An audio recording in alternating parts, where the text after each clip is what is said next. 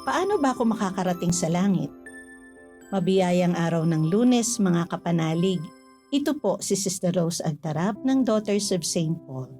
Pagnilayan natin ang mabuting balita ngayon.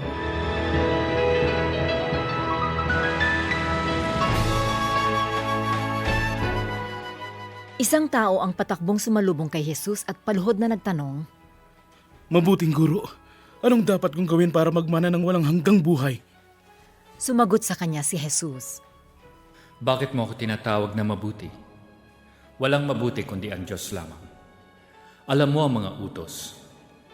Huwag papatay. Huwag makiapid. Huwag magnakaw.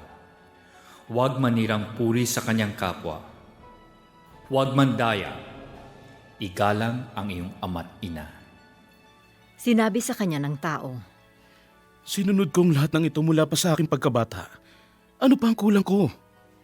kaya tinitigan siya ni Jesus at minahal siya at sinabi, Isa ang kulang sa iyo. Umuwi ka at ipagbili ang lahat ng iyo at ibigay sa mga dukha at magkakaroon ka ng kayamanan sa langit at saka ka bumalik para sumunod sa akin. Pinanghinaan ng loob ang tao sa salitang ito at umalis na malungkot sapagkat napakayaman niya. Kaya tumingin si Jesus sa paligid at sinabi sa kanyang mga alagad, Napakahirap ng pumasok sa kaharian ng Diyos ang mga may kayamanan.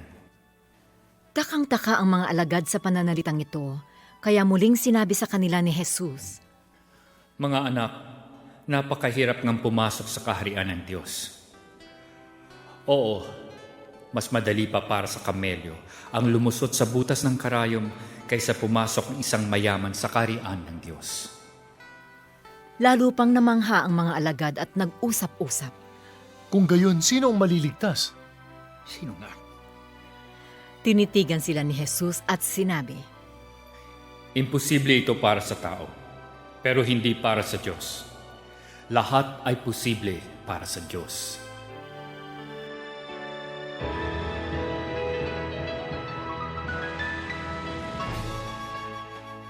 Ano man ang imposible sa tao, sa Diyos lahat ay maaring mangyari. Ito ang nais kong bigyan diin sa aking pagninilay. Ipinapaalala sa atin na lahat ng nangyayari dito sa mundo ay nakikita ng Diyos. Totoong ano man gawin, natin ay makakaapekto sa ating relasyon sa bawat isa. At sa lahat ng nilikha ng Diyos, dahil sa ating kalayaan, maaari tayong pumili ng ating desisyon.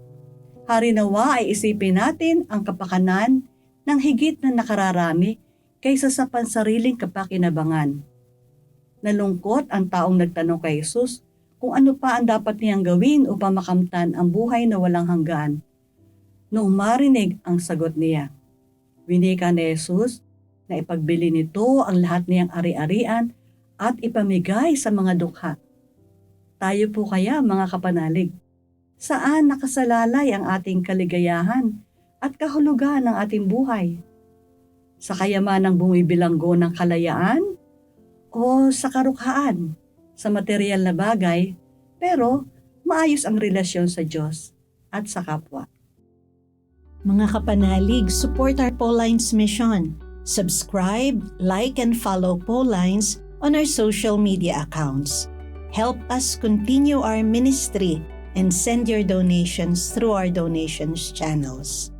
Send us your prayers and intentions and be assured na kasama po kayo sa aming panalangin sa araw-araw. Ito pong muli si Sister Rose ng Daughters of St. Paul na nagpapasalamat at nagpapaalala ng sinabi ni Mother Teresa ng Calcutta.